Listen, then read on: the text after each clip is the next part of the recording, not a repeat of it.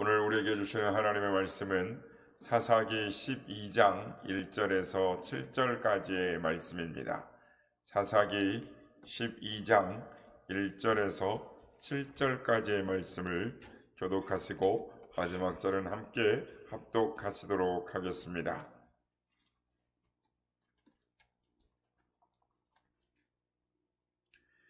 에브라임 사람들이 모여 북쪽으로 가서 입다에게 이르되 내가 암몬 자손과 싸우러 건너갈 때에 어찌하여 우리를 불러 너희와 함께 가게 하지 아니하였느냐? 우리가 반드시 너와 네 집을 불사르리라 하니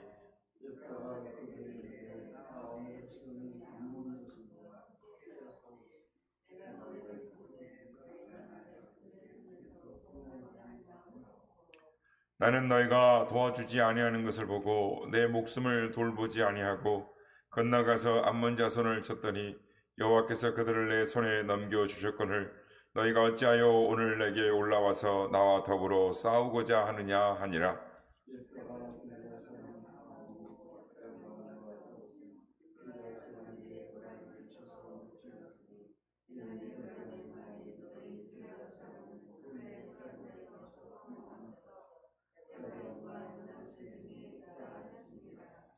길라 사람이 에브라임 사람보다 앞서 요단강 나루터를 장악하고 에브라임 사람의 도망하는 자가 말하기를 청하건대 나를 건너가게 하라 하면 길라 사람이 그에게 묻기를 내가 에브라임 사람이냐 하여 그가 만일 아니라 하면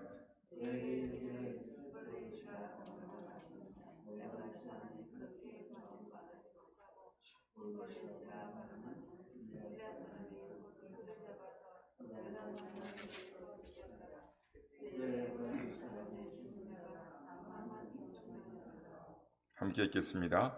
입다가 이스라엘의 사사가 된 지 6년이라 길앗 사람 입다가 죽음에 길앗에 있는 그의 성읍에 장사되었더라. 아멘. 할렐루야.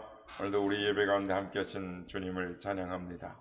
그리고 오늘도 새벽을 깨워 기도의 향연으로 하나님 앞에 나와 예배하는 모든 성도님들께 하나님의 은혜와 평강이 함께 하시길 기원드립니다. 오늘 본문은 이스라엘의 이 비극적인 동족 상잔을 보여주고 있습니다. 지금까지 이 사사기를 보면은 한 사람의 사사의 이야기가 이 전쟁과 또한 그 승리에 관한 이야기로 맞춰지면서 한 시대에 40년 동안 평안하였더라. 그러면서 한 시대가 맞춰지는 이 장면으로 이렇게 한 사사의 이야기들이 끝을 맺습니다. 그런데 입다의 이야기는 지금까지 사사들의 이야기와는 상당히 다른 구조의 이야기를 가지고 있습니다. 기돈의 경우 전쟁 이야기가 얼마나 리얼하게 생생하게 묘사가 되어 있습니까? 반면에 이 입다가 암몬을 무찌른 이야기는 성경에 이렇게 기록되어 있습니다. 11장 32절과 33절에 보면 여호와께서 암몬을 입다의 손에 붙였더니 암몬이 성을 입다에게 주고 항복했다. 끝. 이렇게 나옵니다. 32절과 33절에 이렇게 두 절만 전쟁 내용이 어떻게 해야 되는지도 모르게 전쟁이 끝났다. 이렇게 기록을 하고 있습니다. 그 대신 전쟁 이후의 이 두 이야기, 그러니까 딸에게 행한 이 서원 사건과 에브라임과의 내전 이 동족 상잔의 비극 이야기를 자세하게 기록하고 있습니다. 특별히 에브라임 지파와 싸움이 어떻게 시작되었는지 또 어떻게 진행되었는지 그리고 이 싸움은 어떻게 마무리되었는지에 대해서 이 신이 난 것처럼 자세하게 기록을 하고 있는 것을 오늘 우리는 보게 되는 것입니다. 그런데 여러분, 왜 사사기의 저자는 이 에브라임과 내전을 신나게 싸움을 한 내용들을 기록을 상세히 하고 있을까요? 오늘 시간에는 이 사건을 통해서 우리에게 주시는 하나님의 메시지를 통해 교훈을 받고자 하는 것입니다. 교만한 에브라임 지파가 이 사사들에게 시비를 걸고 나온 것은 이번만이 처음이 아닙니다. 사사기 8장에 보면 기돈이 연합하고 이제 기돈이 연합군 13만 5천 명, 그러니까 이 연합대군을 항아리와 횃불과 나팔과 외침으로 무찌르고 돌아오는데 에브라임은 기드온과 므낫세 지파에게 시비를 걸었습니다. 이때 기드온이 자존심을 죽이고 에브라임 지파의 자존심을 세워줍니다. 그래서 이 에브라임의 끝물 포도가 므낫세의 만물 포도보다 낫지 아니하냐. 당신들이 한 일을 봐라. 이 그러니까 적장의 목을 가져온 것이 너희가 아니냐라면서 이 기분을 달래어 줍니다. 그러나 여기 오늘 본문의 입단은 에브라임 지파와 논쟁에서 먼저 이 시비 곡절을 가려냅니다. 그리고 걸어온 싸움은 피하지 않습니다. 결국 동족상잔의 비극이 일어나는 것입니다. 오늘 보면 1절에서 보면은 에브라임 지파는 입다의 이 길을 꺾기 위해서 입다 목전에 대대적인 군사를 집결시킵니다. 그러니까 오늘 본문에 보면 이 4만 2천 명이 죽었다고 하였는데 그 4만 명 이상이 지금 입다에게 온 것입니다. 그리고 전쟁의 명분을 쌓습니다. 너는 왜 암몬 자손을 치러 갈 때 우리를 불러 함께하지 않았느냐? 우리에게 무슨 유감이 있는 거 아니냐? 왜 우리를 소외시키느냐? 이겁니다. 그리고 위협합니다. 입다야, 너와 내 집을 불사르고 우리가 길앗 땅을 다스려야 되겠다. 에브라임은 다른 지파가 주도권을 잡고 다른 지파에서 사사가 나와서 이 영웅이 되는 꼴을 인정하지 않겠다라는 것입니다. 이에 대한 입다의 응답이 2절, 3절에 나옵니다. 입다는 기드온처럼 그들을 좋은 말로 달래서 보내지 않습니다. 이건 적반하장이라는 것입니다. 내가 암몬 사람과 싸울 때 유급해서 도와달라고 할 때 함께 싸우자고 할 때는 구경만 하더니 무슨 귀신 씨나라 까먹는 소리냐, 자다가 봉창 두드린 소리냐. 우리가 암몬과 싸운 것이 동네 아이들 패스다마운 줄 아는 거냐? 내가 목숨을 돌보지 아니하고 싸웠다라고. 아마 이렇게 말할 때 입다는 이 울분을 토하며 울먹이며 이 자신의 울분을 토로했는지 모르겠습니다.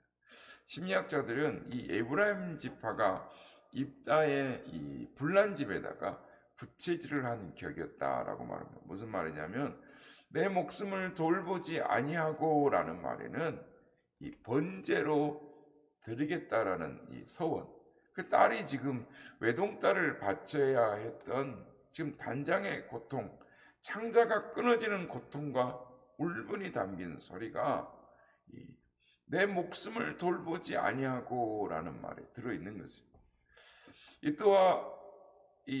입다와 길앗이 암몬과 목숨을 건 싸움을 싸울 때 한쪽에서 웅크리고 구경만 하고 있다가 뒤늦게 나타나서 불평하고 비난하고 이제 와서 헤게모니를 본인들이 차지하겠다라고 덤비는 에브라임 태도는 언제 어디서든지 볼 수 있는 태도입니다. 교회에서도 교회가 주어진 과제를 이루기 위해서 시간을 바치고 돈을 바쳐서 온몸을 던져 일을 해냅니다. 일을 하다가 보면 실수가 있죠. 실수가 있을 수밖에 없습니다. 좀 소외되는 사람이 있습니다. 그러면 그때서 고개를 내밀고 이건 좋은데 이것은 잘못되었는데 하는 등 자신이 소외되었다는 등 전과를 가로채려고 하는 현대판 에브라임들이 있습니다. 분란집에 부채질하던 에브라임이 이제는 기름통을 들이붓는 말을 4절에 합니다. 4절 보면 길앗 사람들은 에브라임에게 죄 짓고 버림받아서 도망간 사람들이 있다라는 상처를 건드리는 말을 합니다. 이 말은 입다가 버림받고 도망가 살던 이 쓰라린 상처를 건드린 것입니다. 입다는 이것을 기억하면서 그래 한판 붙어보자 이렇게 나온 게 된 것입니다. 근데 이 자를 결단하는 것입니다. 상처는 소금을 뿌려서도 안 되지만 꽃으로도 때려서 안 된다라는 말이 있듯이 공동체 안에서 잔인한 말, 남의 상처를 건드리는 말을 해서는 안 되는 것입니다. 그런데 남의 상처를 건드릴 말을 했습니다. 에브라임의 교만함과 입다의 상처가 충돌을 합니다. 에브라임의 질투와 입다의 상처의 분노가 위기감이 부딪힙니다. 이것이 이스라엘 동족 상잔의 내전으로 이어집니다. 동족 상잔은 사소한 감정인 것 같지만 한 단어를 발음하는 차이로 전쟁이 번지고 사람을 죽이는 빌미가 됩니다. 우리가 잘 아는 것처럼 경북의 어떤 지방의 사람들은 싸움이라는 말을 경험이 잘 안 됩니다. 만약 에브라임 사람들이 이런 경험이 안 되면 싸움 해봐 라고 그러면 그들은 싸움 이렇게 말을 한단 말입니다. 마찬가지로 에브라임 사람들이 쉬라는 이 발음이 안 됩니다. 그래서 쉬볼렛이라고 해야 되는데 에브라임 사람들은 시볼렛 끝난 말입니다. 쉬라는 발음이 안 나옵니다. 그러면 시볼렛이라고 하게 되면 죽였습니다. 이렇게 해서 에브라임 숫자가 자그마치 42,000명이 죽었습니다. 그런데 그 당시 에브라임 지파의 숫자가 7만에서 8만에 이르렀던 숫자입니다. 그러니 절반 이상이 죽은 겁니다. 얼마 전 기드온이 미디안 연합군과 싸우기 위해서 각 지파를 통해 모임 숫자가 32,000명이었으니 이 42,000명이 과연 얼마나 많은 숫자가 죽었다라는 것을 감이 잡힐 것입니다. 그런데 여러분, 오늘 본문에서 하나님께서 우리에게 주시고자 하는 말씀이 무엇일까요? 왜 서로 죽이고 죽이는 동족 상잔의 비극을 자세하게 보여주시는 것일까요? 오늘 본문은 사사시대가 어떻게 무너져가고 있는가를 보여주고 있습니다. 우상과의 싸움, 영적인 싸움을 포기하고 이방 적과의 싸움은 강 건너 불 보듯 구경하다가 집안 싸움을 하고 있다라는 것입니다. 이 모습 속에서 우리는 우리 자신들의 모습을 볼 수가 있습니다. 성도 여러분, 우리는 신앙생활에서 어떤 싸움을 싸우고 있습니까? 어떤 목사님께서 충격적인 이야기를 하셨습니다. 자기는 이 성도 가운데 어떤 특정인과 상담을 하거나 대화를 할 때는 반드시 핸드폰으로 녹음을 한다라는 것입니다. 그래서 무슨 말인가 했더니 자신과 대화한 후에 나가서 전혀 다른 이야기를 해서 목회에 큰 어려움을 겪고 나서부터 그 후에는 예방적인 조치로 그런 차원에서 그렇게 한다라는 것입니다. 그런데 여러분, 성도와 목회자가 믿을 수 없어서 녹음이 필요한 관계라면 얼마나 불행한 일입니까? 그런데 여기 에브라임 사람들이 바로 그 주인공들이었습니다. 번번이 위험과 위기가 다가올 때는 남을 나라하고 한쪽에 웅크리고 뒤돌아 있다가 이기고 돌아오면 말이 달라지는 겁니다. 왜 불러주지 않았냐고 시비를 거는 것입니다. 또 이런 이야기도 있습니다. 어느 교회 이야기입니다. 그 교회 여전도에 많은 사람들이 봉사를 했습니다. 특별히 그 교회에 악기 합주팀이 있었는데 그 합주팀은 그 여전도의 자랑이었습니다. 그 합주팀에 들어간 사람들은 모든 면에 있어서 여유가 있는 사람들이었습니다. 하나님께서 축복을 해주셔서 자녀들이 다 잘되고 또한 사업도 잘 됩니다. 뿐만 아니라 그 교회에 3대 4대 출석을 해서 이 모든 사람들에게 부러움을 받는 사람들이 그 합주팀에 많이 들어 있었습니다. 그래서 많은 사람들이 이 합주팀에 들어가서 봉사를 하는데, 그런데 교회에서 노방전도팀을 꾸리거나 이렇게 봉사하는 데 좀 앞장서 주세요 그러면은 나오질 않는 것입니다.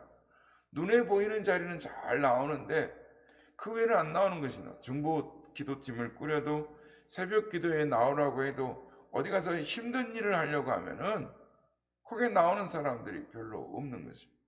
그런데 여전도에서 하는 일은 이 합주팀들이 감나라 배나라 하는 것입니다.